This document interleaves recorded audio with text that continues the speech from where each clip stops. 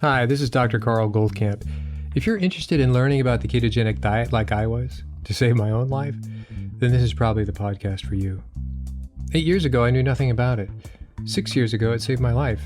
3 years ago, I started researching and talking with some of the authorities in the field and attending medical conferences about this to understand why and how keto so dramatically changed my and my wife's Judi's lives. The purpose of this podcast is to share our journey of discoveries with you and understanding how keto is so effective in improving so many different conditions, from obesity, epilepsy, diabetes, infertility, MS, Alzheimer's, heart disease, to name a few. So take a step away from all the hype you've probably heard and roll up your sleeves with me and join me weekly to explore this living miracle that anyone can access. We'll talk science, we'll talk food. We'll explore its history and evolution to today, which is that the sheer wonder of the ketogenic way of eating has changed untold number of lives, unlike anything before it. And in case I forget to mention it, please join our Facebook group, Keto Naturopath.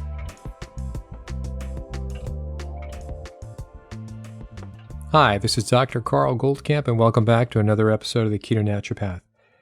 Today, I just wanted to begin a new phase of some of these podcasts, and that is I'm going to go through a series, not starting today, but starting next week or the week after, a series of 6 elements which I think are really important overlays to the ketogenic diet. These are components of our course that we're putting together, and I hope you'll find these fascinating, but each one is tethered to the ketogenic diet as the most important thing in one's diet. And I'll tell you more about that. So it'll be 6 phases, 6 related areas to the ketogenic diet that we'll be going a little deeper on, which I think is necessary to do. But today's topic is going to be what I consider keto in the real world. That is, what are some of the things that people bump into apart from the measuring their glucose and their ketones? We're going to back away from that sort of technical aspect and just some ideas that have come up. So we've been in the ketogenic diet for now 6 or 7 years, pretty much in the last 2 years. I won't say strictly carnivore. I would have said strictly carnivore, except for Judi's creations every so often at our various birthdays that she makes some keto cakes and so on, which are delicious. So they're low or there's 0 carb, but that clearly doesn't fit into the carnivore scheme of diet. But I think that the carnivore diet is really pretty amazing. So let me just get to the topics at hand. So why I call this keto in the real world is that in now having helped a number of clients and patients, I guess you could say, is that you get to see, what are the things that hang them up. And one of the ones, I would say probably the biggest issue because I work with these people for about 90 days. And so you have to bring them from, yes, they have to count the grams of their carbs, get the grams of their fat until they get that down, kind of habituated into a kind of a routine. They can eyeball it, and then they can forget about it. So we do use chronometer, as many of you know. So once that's out of the way, what are the other obstacles? That's just a technical thing, and some people take to it very quickly, and others just don't. I would say that the greatest obstacle is food prep. I think that the ketogenic diet is incredibly simple. And so it really comes down to what are you going to have for dinner? Is that something you can prep for ahead of time? And is that something that you can grab on the road? Is that something you can take on the road with you? So that food prep idea, once that gets brought into consciousness and awareness, then you can just load up on great keto snack food if that's it. So that would be bacon and doing your bacon ahead of time, your mayo ahead of time, having cans of sardines or mackerel, again, mixed with your mayo and or vinegar. All those are just fine ideas to have for quick, healthy food. And if you did nothing but that, you'd have a very healthy diet. Absolutely. And then you could consider the quality of the food, grass-fed versus, and I think those are all relevant, but you have to start at the top of the pyramid with the most important thing, the thing that will give you the biggest bang for the bucks, and that is dropping the carbs and getting people to understand the larger concept of what they're doing. So food prep is a big deal, and it doesn't have to be very sophisticated. It really does not. And then you have to get into your protein sources. One, not having too much. It's not a crisis if you have too much. Sometimes I think I have too much. But to have them know what that is, and then what are different sources of protein? Okay, there's steak, there's fish, there's poultry, chicken, turkey, and you can leave it at that. I would definitely think of having people consider getting into organ meats. They're very important for other nutrients that are not so much found in the muscle meat, the steaks that we love so much. And I do love the steaks as well. And I've learned a lot more about cuts of meat in the last 3 years, certainly in the last 2, than I ever knew before. It's not a bad thing. I have liver every day, and Judi makes basically a liverwurst that we keep in a bowl. We don't wrap it up, don't put it in the skin, though we could. And I just think liver is one of the easiest organ meats to have. I'll experiment with others. Now that we live in the South, in New Bern, North Carolina, there's a store near here called Piggly Wiggly, which goes back to pre-World War I times. And primarily now, it's, I hate to say it has a large African-American food offering that came out, this is very interesting, that came out of slavery, meaning you can get your intestine, you can get pork's brains, you can get any part of the pork you want. So in the Civil War, the good meat, this is good in terms of the plantation owners took the good meat, and the good meats were the meats, meaning the muscle meat. So they were left with supposedly less desirous meats to have, but consequently they were much more nutritious. So from that, African-American / Gullah / slavery, black culture, culinary culture is what that's about. So these stores still exist. And you can go in and get whatever it is you'd like. So I think I'll consider pork brain, but these are things that have long since left our diets 500-600 years ago, if not before that. And now we're cautioned against brain specifically because we hear about mad cow, but that's primarily about beef. And if you go into Latin America, we were in Costa Rica last year, and so we had choices of all these things again. Interesting. So there's a lot of nutrition there. That was a little bit of a tangent on protein sources and where you can go for that. You can keep it simple or not. I still, in terms of, we found a place to get fairly cheap a tenderloin, and smoked, then seared tenderloin with either a C8 or a mayo or a special topping that we'll make is incredible. I just find it incredible. The nice thing here is nice thick steaks, so it has to be thick. Okay, some of the discoveries are both cautionary and improvements that are old, tried and true that I rediscovered. So why don't we start with that one. As pretty much everybody knows, I did put collagen in my coffee, noon coffee a little bit. I've experimented. I add things and I subtract things. So I had been adding collagen to one coffee a day, probably for the last year or so. Maybe collagen's been around for a couple of years. Hard to know. Same canister, you just refill it when it gets empty. So that was nice. Did my skin get better or my hair or anything else? I really couldn't tell. I was good. I felt good. I had no complaints. So then I stopped it. Stopped this about 3 weeks ago completely. So I was only having maybe a tablespoon in my coffee a day. So I stopped it completely.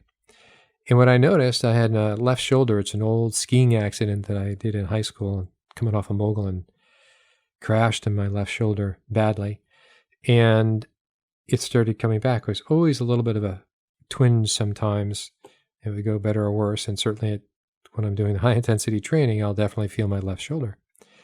So I really, it kept me from reaching across my chest. And so I was thinking about seeing a chiropractor. And anyway, then I thought, why don't I just add in the collagen again?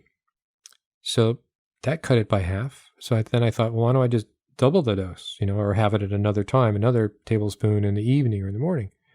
That cut it by a little more. And then I added another tablespoon 3 times a day. And now I just randomly add it to, this is not to coffee, by the way. This is just to water. It's basically tasteless. And this particular collagen is Great Lakes collagen. So it's nothing special. So we don't even have an affiliate on that. So it's just a product out there. And they get their their collagen actually comes from hide. Why do I mention that?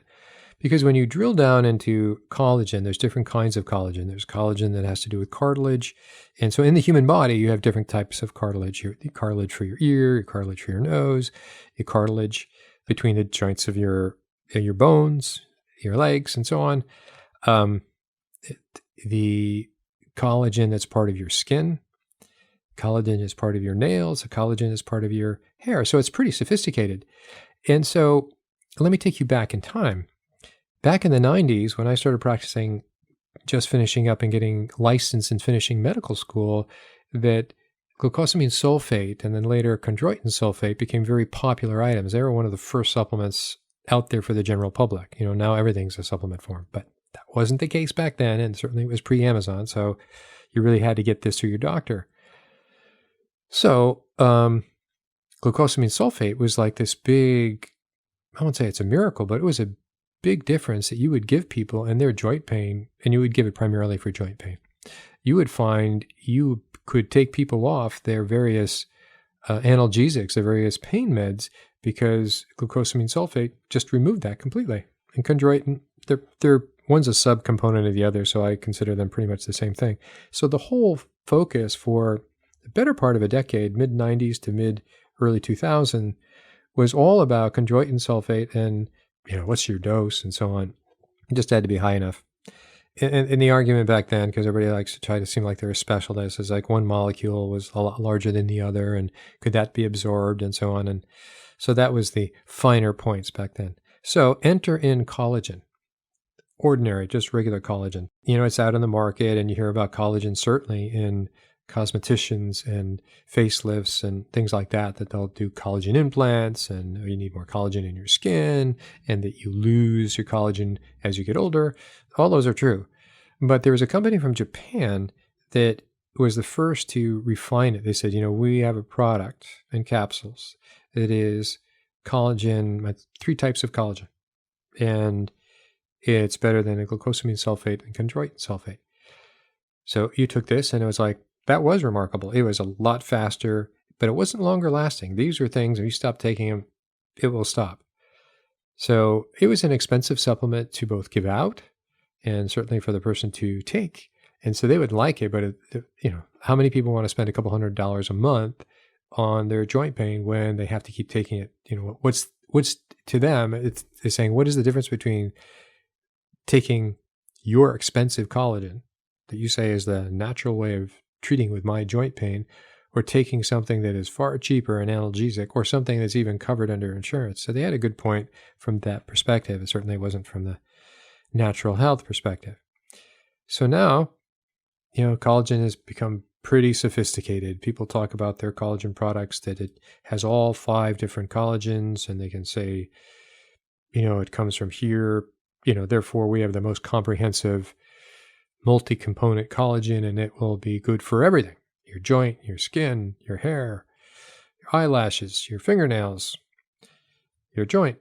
And no doubt that's true. So after about 16 years of having a huge pharmacy, and everybody sort of marches out with a ton of pills, and yes, that was probably a third of our profit for our naturopathic practice, because insurance covered very little of it in Connecticut. So to make a living, that's what you had to do. So now I'm in the post-office bricks and mortar world, and I really don't have a great interest in supplements. I'm not saying no supplements. I think supplements are very valuable. But the problem with supplements is, if people get a benefit from a little, they'll take a lot more. And eventually they'll drive themselves. Most supplements work this way. Collagen does not, really. Is that they will drive themselves into a deficiency. They'll have an excess of one, which drives deficiency of others, and they've caused a problem. I'm going to return to that concept in a little bit. So there's plenty of collagen. If you go into Amazon and you punch in the word collagen, you're going to see there's A to Z. From Mercola to you name the guy or the store. They got their special brand, and I've talked to a number of chiropractors that have their special brand. So I went with the unspecial brand. This is now years ago. So when you go online, you can look at Great Lakes Collagen. I don't have it in front of me, but it's a green canister. And when you think of collagen derived from skin and other collagens derived from hooves, way back when I was a kid, that's what Elmer's glue was made from. Elmer's glue is still out there, not used for much anymore, but that's derived from collagen. So that was one of the, this is pretty straightforward. They would always joke about, they'll send you to the glue factory, or old horses were sent to the glue factory. Well, call it a collagen factory if you want to, because that's was glue, was basically 100% collagen. So Great Lakes collagen is powder, it's tasteless, and if you remember what those kind of glues tasted like, the paste, there was always some kid in our elementary school that sat in the back of the class and ate the paste. I always thought that was weird. Now I understand why he ate the paste, because it was collagen. You'll see that it reminisces of that kind of smell, of that kind of paste used in grade school. So it's so simple. You add it in water, or you can add it in your coffee, you can add it in anything. And it's kind of a cream in your coffee, so to say, but it's remarkable. So what I'm saying is you don't have to get the fancy stuff. This is far, far cheaper. And I'm sure there's similar brands out there that are of the same price range. So save yourself a couple $100 a month and just get the powder, and you'll find it's really sensational. Now I want to elaborate a little bit on this. So the idea of bone broth, we've talked about bone broth before. It's excellent. And I have to, this is how I go back in my own mind, is that, collagen is actually part of the ancestral diet. What do I mean by that? I mean, if you go back to what we think were the hunter-gatherers and what did their campsite look like, what was the food that they ate a lot of meat, and they ate primarily the fatty organs. We've been over this before, but they also did a lot of bone broths. Bones were not just tossed over their shoulder on the other side of the campsite. They were boiled down, and so they were boiled down to the point that they became brittle. So that was a broth. That was always the follow-up. So all the parts of the animals were used and consumed. So when you look at it that way, the bone broth, and so bone broth has the same constituents of collagen, that, that's what we always had, and that was our backup. We got plenty of minerals. There's a few amino acids there that are unique to bone and cartilage, glycine. Anyway, it's 2 or 3. This is an off-the-cup revelation, that it's no wonder that our systems have adapted to both bone broth, which you can make at home, and we do, and I'll tell you about that as well in a second, but collagen in general. So it makes sense. So do you need to go to the sophistication of a very high-end collagen now? Do you need to go to glucosamine sulfate and chondroitin sulfate? I would say no. I don't see any differentiation. I don't see any independent reason that makes you go there than here. So that was a windfall, and that was very surprising. So by taking something away, which is often what you do in naturopathic medicine, you take something away in their diet and their health improves. You take certain supplements away and their diet improves. And you try to really grind down into their diet and take away the stupid foods, the processed foods, the foods that are heavily pesticided with, are heavily contaminated with pesticides and herbicides. So that's the taking away process. And then when you see where the baseline is, you can add in a few select supplements. This is per my way of doing it. And then you test again in 6 months to make sure they're not overdoing it. And then you might be taking those supplements out. So that's how that is. I thought that was a real surprise, an improvement of the collagen. So from bone broth to collagen, the whole history, the glucosamine and chondroitin sulfate, it's a real win. And so for people, you'll hear when people start keto, they'll say, oh, my hair fell out. Well, that does help into a lot of people, but the hair always comes back in. So nobody has lost hair long term. And the whole process is it's patches. And it's less about losing hair as opposed to the sequence, because your hair is always, right? Your hair is always falling out. You can find it on your comb. And it's not so much more as you get older. That's falling out for young people as well. But each hair follicle is on a different cycle. So it's growing in new, and then it dies, and then it falls out.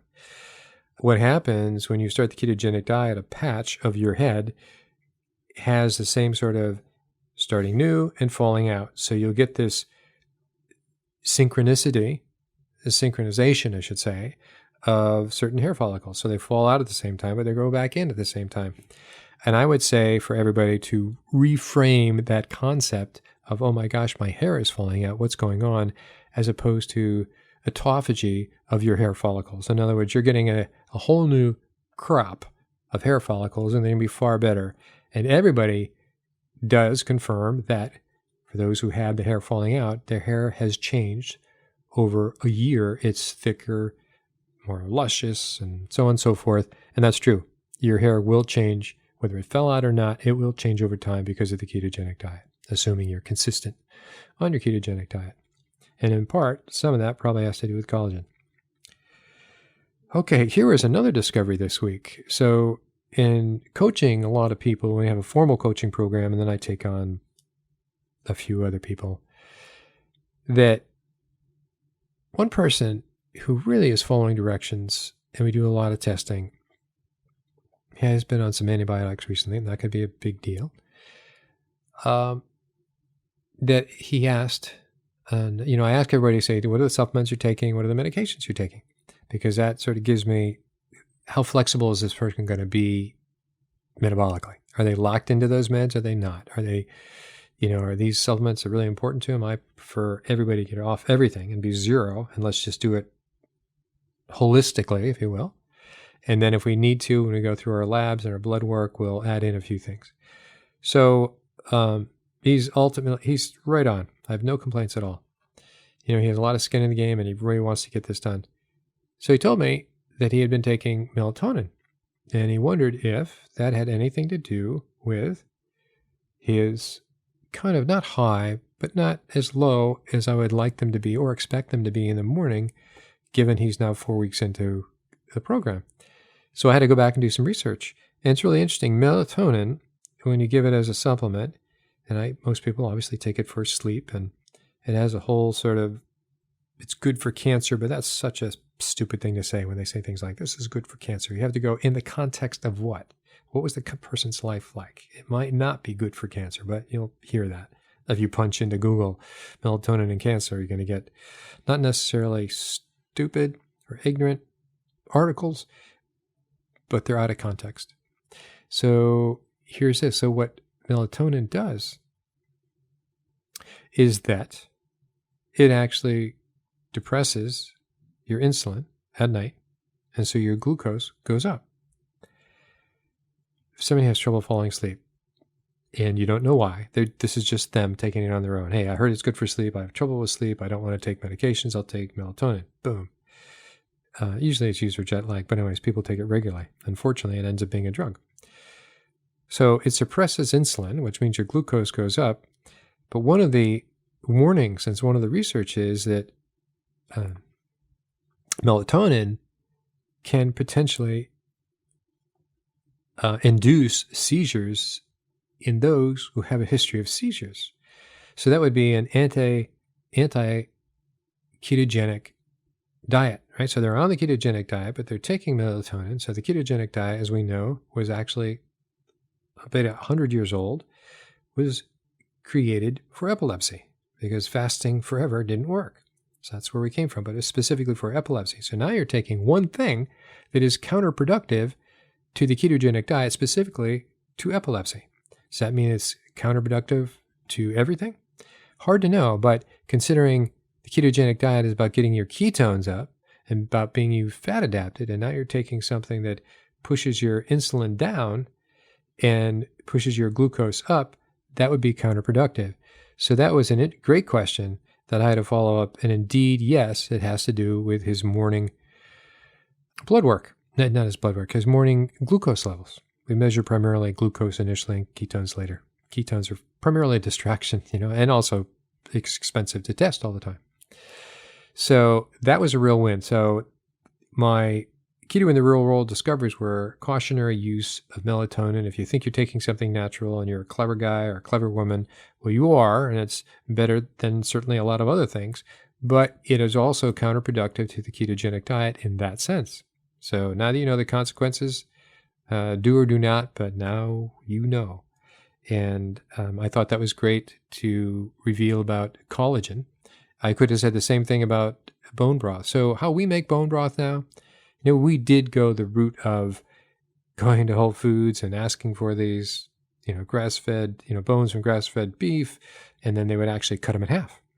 So, and we would smoke the marrow.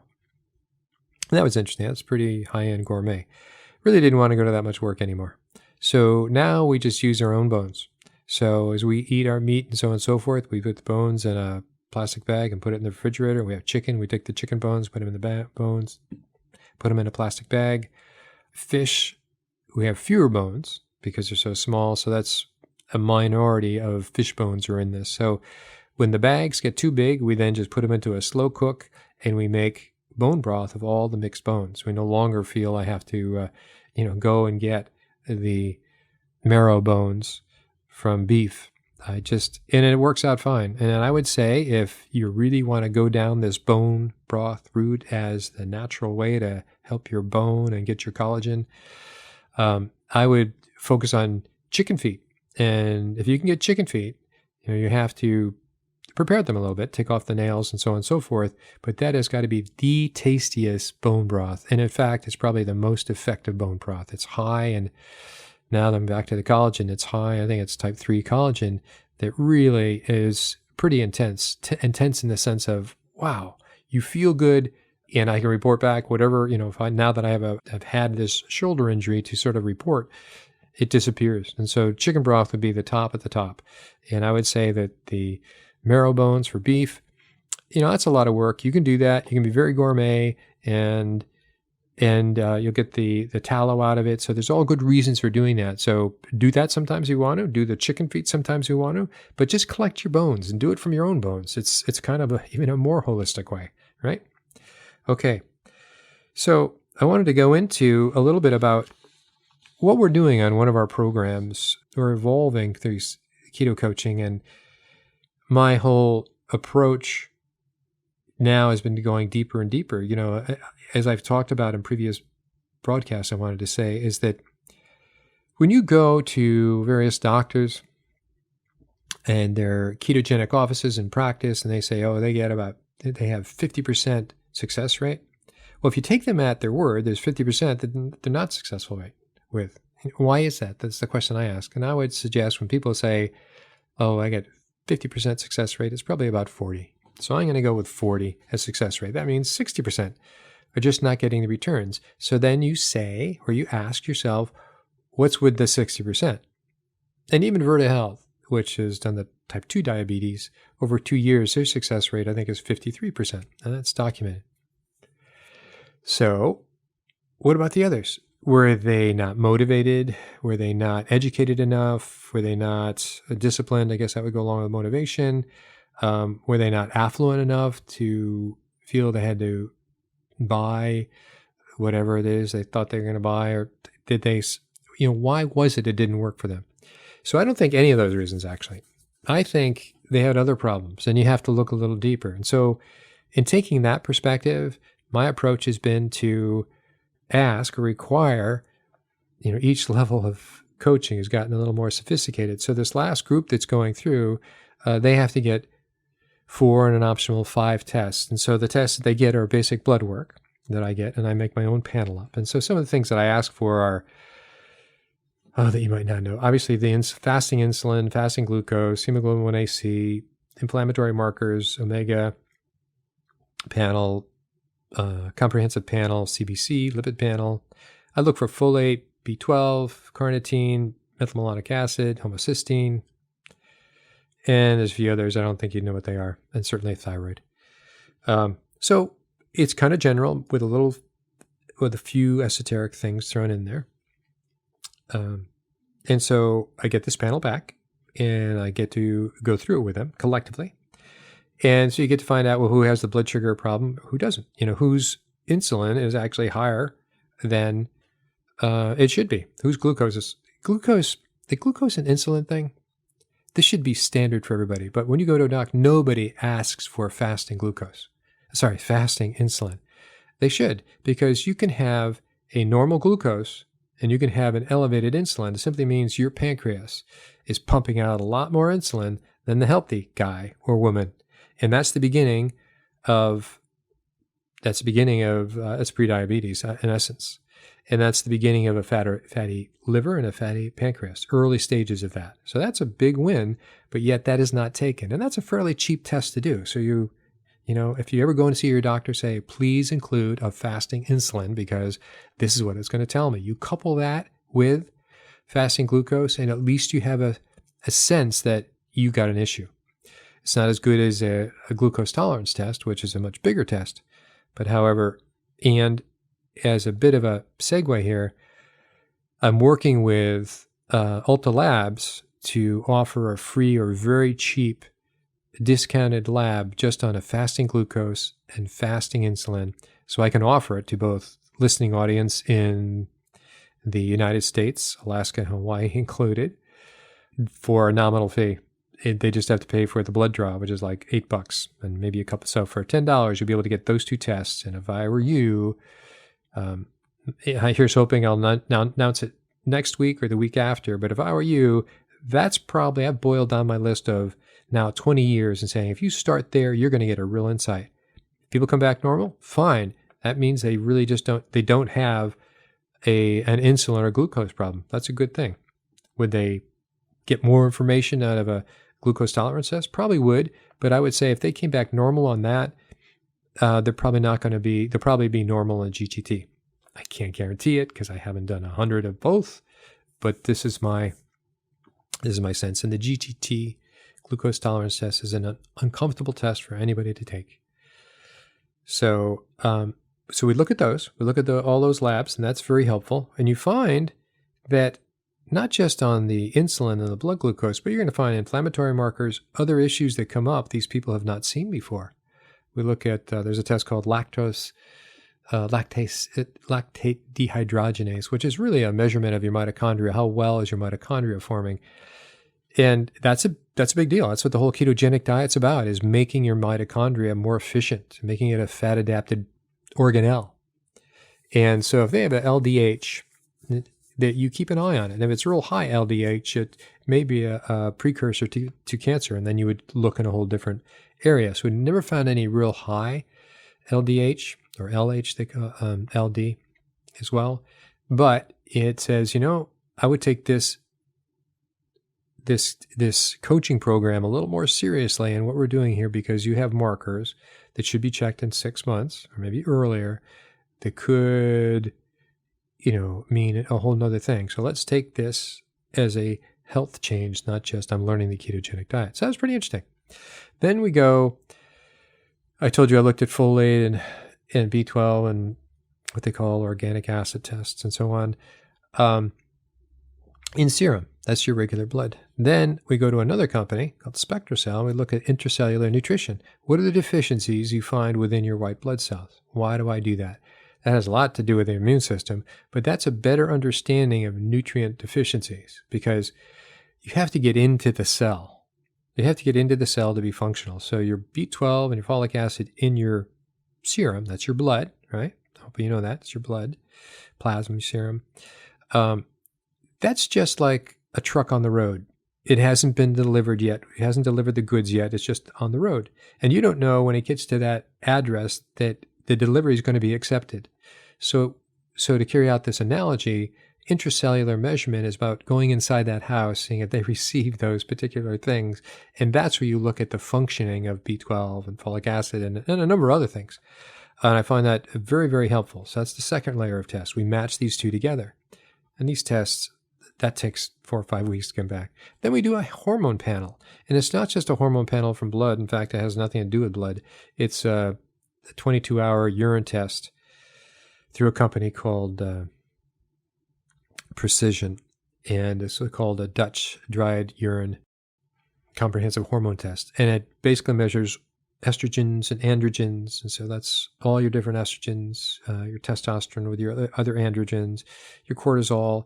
And it gives us a sense throughout the day, the rising and falling right through the night. You get up in the middle of the night and you measure it then as well. And so it's a real tracking. And that's the most important thing, because when you go to blood work and if you just go to your lab and say, hey, I want a testosterone or estrogen hormone, name your hormones that you want to have tested, that's only a moment in time, and it's really out of context and it's nearly useless.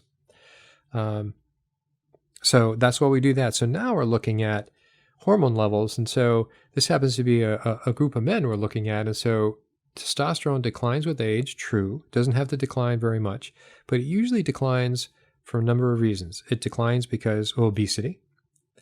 As you become fat, your testosterone gets converted into estrogen. So it's not that they didn't have the testosterone, that it got converted into estrogen.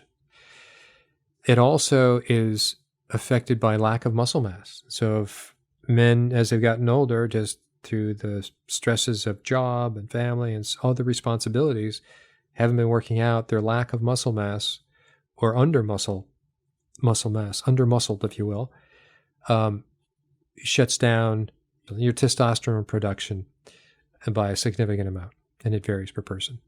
And then the fourth aspect is environmental toxins, which really has to do with, we call it either xenoestrogens or endocrine disruptors. They're all pretty much the same thing. And the famous ones you probably are aware of are BPH, bisphenol A, and phthalates, which are plasticizers. So some people tend to generalize from those two components, all plastics. I think you sort of could do that, but the research is not there. For instance, we have our oil in a plastic bottle. It's called HDPE, and there's no research on that particular kind of hard plastic of any, what they call leaching away. We do that because glass is far more expensive to bottle in, for one, and there's no evidence that there's problems. So we look at these endocrine disruptors in men right now, because that must be a men's group, as a component. So this is how we go through. Initially starts off with keto, looking for weight loss, but what it has evolved into is really a larger program. But all of these things have to do with testosterone. The subsequent two panels have to do with testosterone, and we get into how do you create muscle mass to get their testosterone up. You can take what they call exogenous testosterone, but it's a little bit, I won't say dangerous. It could be problematic because you're just adding more fuel to the fire.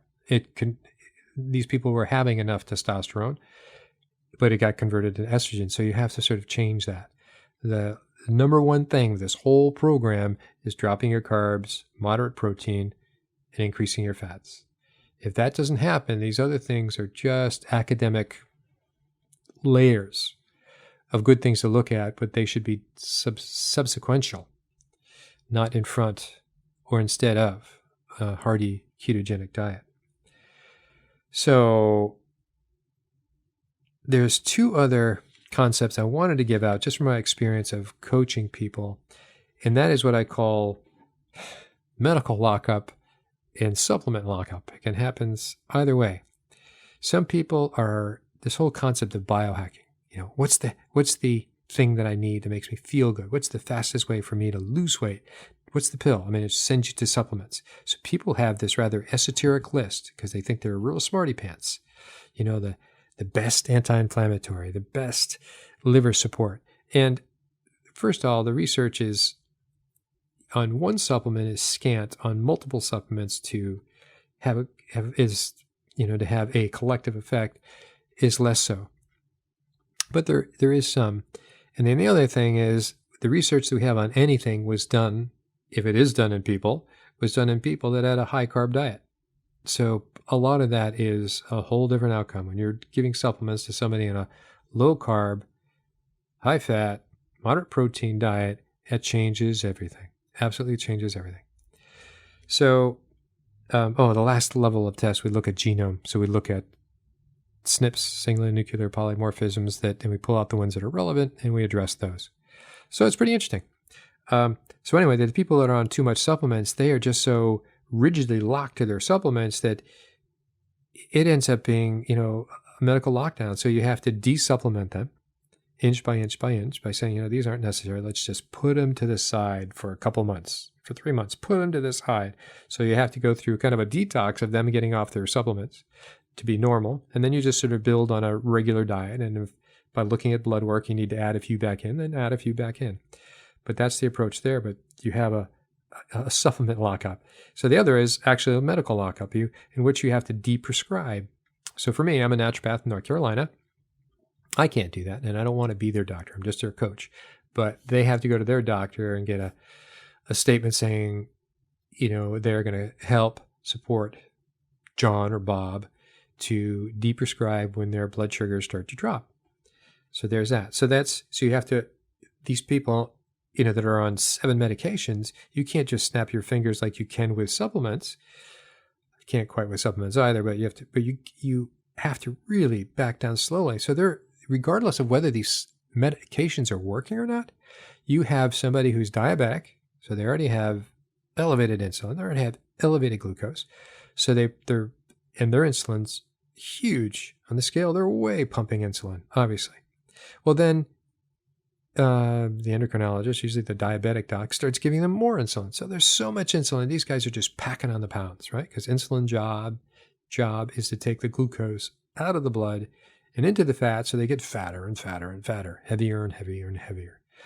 So to undo that, you put them on the ketogenic diet, but that in itself isn't just going to, you can't go snap your fingers again and say, let's just drop all this.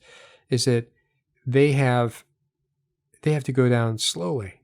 It's such a painfully slow. So then they have the high blood pressure medication, and then they have the heart medication, and then they have the statin. So you have to educate them one medication at a time, and which means you have to educate their doctor one medication at a time and show them, and this is a big point, that there are nutritionally induced deficiencies that are caused by these medications, whether it's CoQ10 or various vitamins.